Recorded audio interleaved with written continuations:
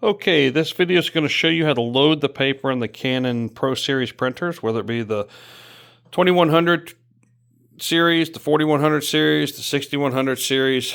We've done these before, but we want to show you a couple of different things now that they've added to the Canon printers. Okay, so let me zoom out here so you can get a better shot of it. So you're going to open up this cover here to access where your paper is going to exit once it's loaded. And you'll come over here. This actually gives you access to the paper tray, as well as the loading of paper information. You'll notice these tabs down here that are hanging down behind the paper. That's where the paper is going to feed behind.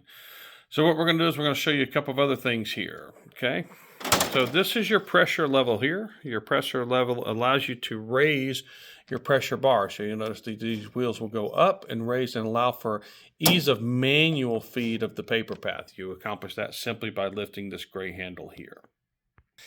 So as stated in previous videos, okay, well, I've got a little front edge here. Again, you want to make sure the paper's feeding over the top. Now you do want to avoid touching it with your hands, as oil and residue from your hands will get on the paper. So you really want to kind of move it by the spindle ends here. You want to go underneath the tabs here and feed it forward into the printer. Now, the way this printer is set up is I'm going to feed it in about 1.5 inches, and on the screen up top it's going to tell you to go ahead and close the covers so it will automatically feed. So you would lower this handle that you see here, the pressure bar handle, as well as the cover here and the cover here. But I'm going to go ahead and finish manually loading this into the printer. So what I'm going to do is I'm going to go ahead and feed it all the way up into the printer, and you're going to see it come out of the top up here, okay? And you'll see this is some fairly thin paper here. And I'm going to feed it through here. I can then lower this cover. Now I can close this cover all the way, but it's not going to do anything. So you'll see me lock it down right down here. It'll lock into position, okay? Because the paper pressure bar is not down, so I can move this paper freely. So if you're trying to line it up, you want to line up your paper to just at the edge of this orange line.